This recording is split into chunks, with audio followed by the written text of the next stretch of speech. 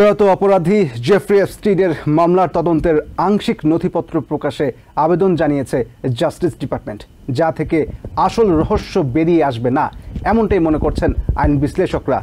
তারা বলছেন, president Donald Trump মূলত মেগা রিপাবলিকান এবং জনতার রোশানল থেকে বাঁচতেই কৌশলের আশ্রয় নিয়েছেন। এদিকে ওয়াল স্ট্রিট জার্নালের মালিক রুপার্ট মারোজ এবং পত্রিকার 2 রিপোর্টারের বিরুদ্ধে $10 বিলিয়ন বেশি মানহানি মামলা করেছেন ট্রাম্প। প্রেসিডেন্ট দাবি করেন পত্রিকাটি ভুয়া প্রতিবেদন ছেপেছে। এর আগে জনস্বার্থে জেফ্রি এপস্টিনের নথিপত্র প্রকাশে আদালতের কাছে আবেদন জানান অ্যাটর্নি জেনারেল প্যাম বন্ডি। আমেরিকায় এই মুহূর্তে সবচেয়ে আলোচিত কিংবা সমালোচিত নাম জেফ্রি এপস্টিন। যৌন কাজে সহজ বাংলায় বলতে গেলে পতিতাবৃত্তিতে, নারী পাচার এবং এই কাজে শিশু কিশোরীদের বাধ্য করার মতো বিস্তর অভিযোগ নিয়ে নিউ ইয়র্কের একটি কারাগারে আত্মহত্যা করে এপস্টিন। যদিও বিষয়টি নিয়ে অনেক ধোঁয়াশা আছে। আসলেই কি জেফ্রি আত্মঘাতী হয়েছে নাকি হত্যা করা হয়েছে? এই সন্দেহের পেছনে কারণ নারী নিপীড়নে অভিযুক্ত কুখ্যাত ধনকুবের জেফ্রি নানাভাবে অনেক ক্ষমতাধর ব্যক্তির মনোরঞ্জন যেমন করেছে, তেমনি ব্ল্যাকমেইলও করেছে। 2003 সালে তার 50তম জন্মদিন উপলক্ষে একটি অ্যালবাম তৈরি করেছিলেন অ্যাপস্টিনের সাবেক বান্ধবী গিলেইন ম্যাক্সওয়েল। সেখানে এই মানব পাচারকারীর নানা কুকীর্তির পাশাপাশি ডোনাল্ড ট্রাম্পের চিঠিও আছে বলে দাবি করছে ওয়াল স্ট্রিট জার্নাল। এককালের ঘনিষ্ঠ বন্ধুকে শুভেচ্ছা বার্তা পাঠাতে গিয়ে অশালীন শব্দই শুধু ব্যবহার করেননি ট্রাম্প, বরং এতে এক নগ্ন নারীর ছবি আঁকা ছিল। ছবি কিংবা চিঠি কোনোটি প্রকাশ না করলেও অ্যালবাম খতিয়ে দেখার দাবি করছে ওয়াল স্ট্রিট, যা সামাজিক মাধ্যমের বার্তায় এক কথায় ভুয়া বলে উড়িয়ে দিয়েছেন প্রেসিডেন্ট।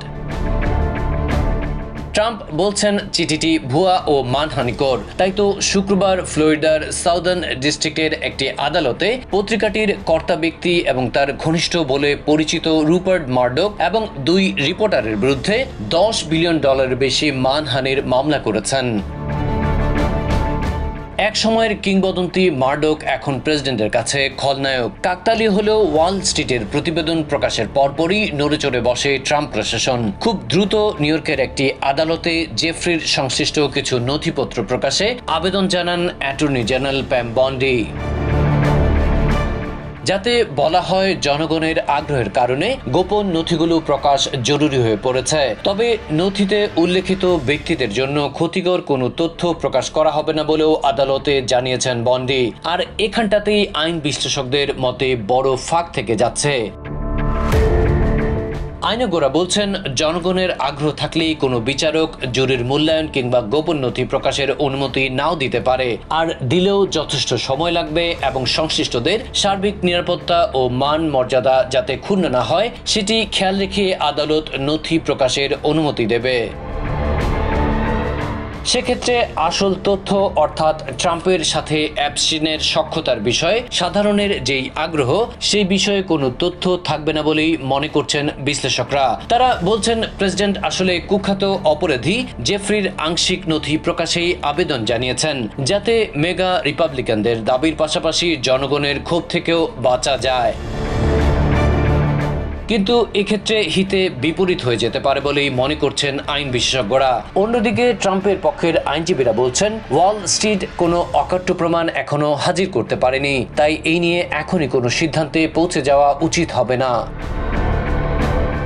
বর্ষিয়ান রিপাবলিকান সেনেটর জন কর্নিন বিশ্বখ্যাত পত্রিকার প্রতিবেদনটি আমলে নিতে রাজি নন। তিনি প্রেসিডেন্টের উপর আস্থা রাখছেন। তবে মূল ধারার গণমাধ্যমগুলো বলছে, ওয়াল স্ট্রিট জার্নালের মতো পত্রিকা হাতে প্রমাণ না রেখেই এত বড় দাবি করবে সেটি ভাবা যায় না।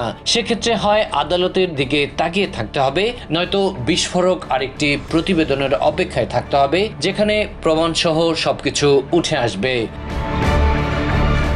Adib Mohammad, TVN 24 news desk. New York থেকে সম্প্রচারিত TVN 24 টেলিভিশন বিশ্বজুড়ে বাঙালির কণ্ঠস্বর।